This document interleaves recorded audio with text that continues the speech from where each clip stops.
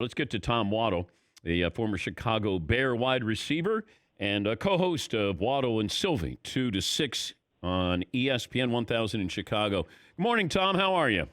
I'm doing well, Dan. How are you guys? Hope everyone is safe and healthy. If I said you could watch one of these, the Super Bowl or the first 4 days of March Madness, what would you take? Super Bowl. I'm a football guy. Now, I like basketball, don't get me wrong, but, football's in my blood. All right, what did you want the Bears to do? Before they brought in Nick Foles, what did you want them to do this season?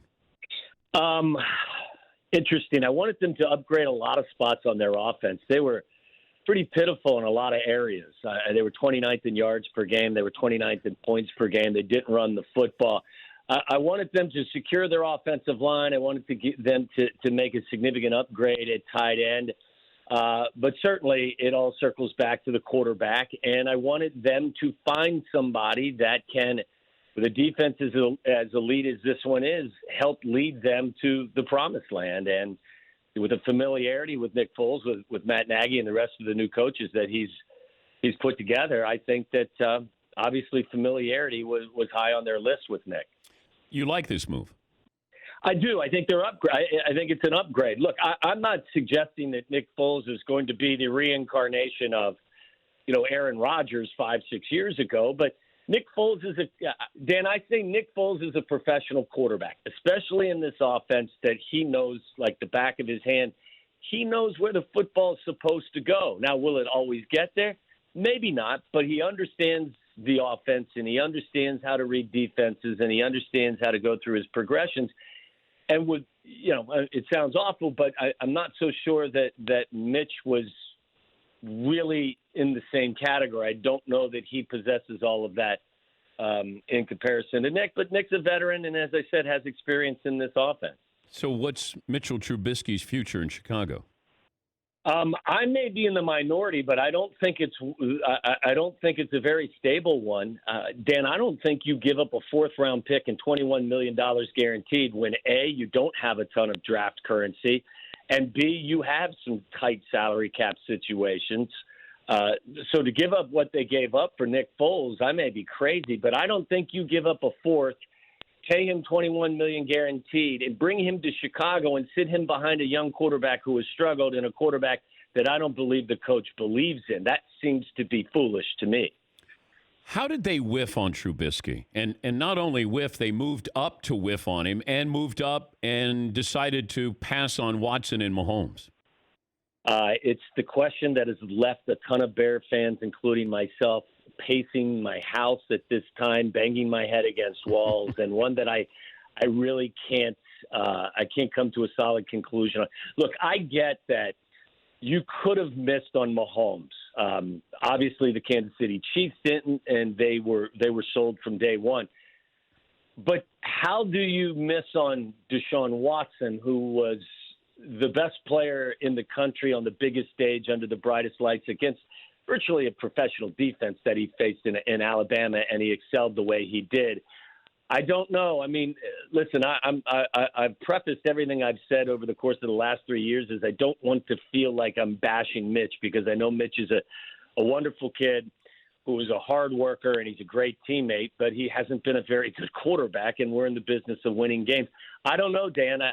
They must have fallen in love with what they saw in his 13-game career in North Carolina, and it's an answer that I can't find a good one, or a question I can't find a good answer for. But you've been around these GMs and these coaches. They love the unknown. They love the potential for something. And I've always said, I don't care about a pro day. I don't care about the combine. Put on the tape. That's why when people were discounting Teddy Bridgewater, oh, he had a horrible pro day. Put on the tape and tell me how tough he is. And the same with Deshaun Watson. I think that the Bears probably looked at Deshaun Watson and goes, okay, well, we know that's his ceiling probably, and he did pretty well. But look at this guy over here. He's only played 13 games.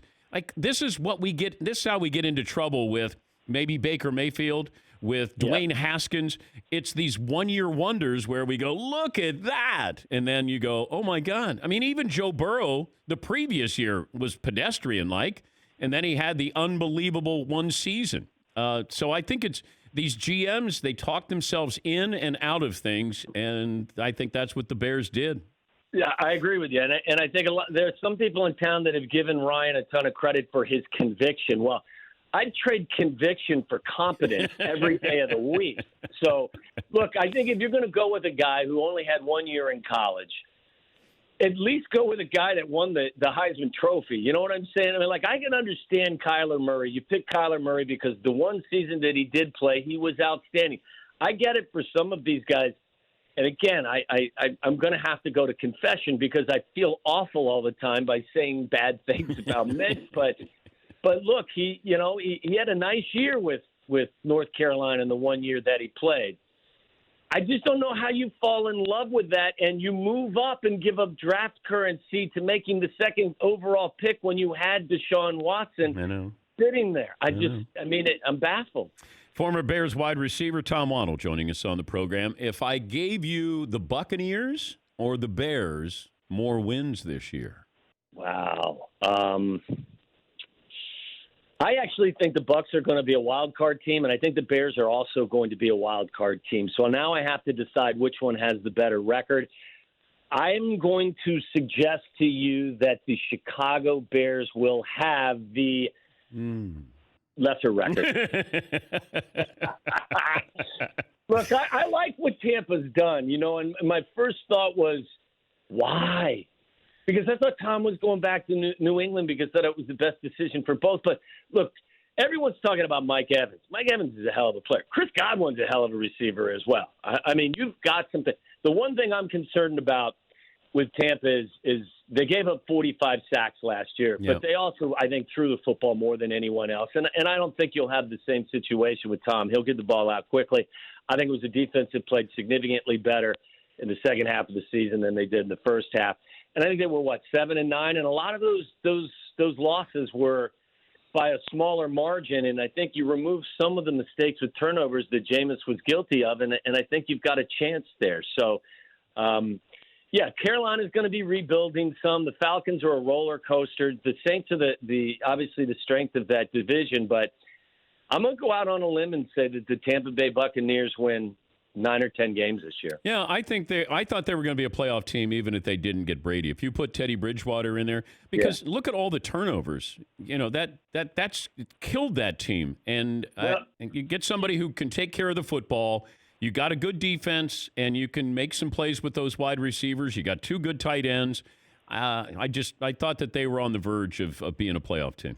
I agree with you, and sometimes the best route is, and I'm sure Bruce Arians has said this to several of his quarterbacks over the course of time, and Bruce has got what a wonderful resume, is, hey, listen, you don't have to win this game for us, kid, but don't be the reason why we lose. And if you go back, Jameis has got a ton of talent, but 30 interceptions, 6 or 7 fumbles, and you could see some of this. I mean, I'm not suggesting that I'm a football prophet, but when he came out of Florida State, some of the same decisions, the decision making on the field, I won't talk about the off the field stuff, but the on the field decisions were questionable at times, and there was a high number of interceptions even at Florida State, and it's not a huge surprise that some of those issues have manifested themselves here at the NFL level. Great to talk to you, Tom. Tell Silvy we said hello. We appreciate your time as always. You got it. Thank you, Dan. Be well. That's Tom Waddle, the former Bear, co-host of Waddle and Silvy. Afternoon Drive and ESPN 1000 in Chicago.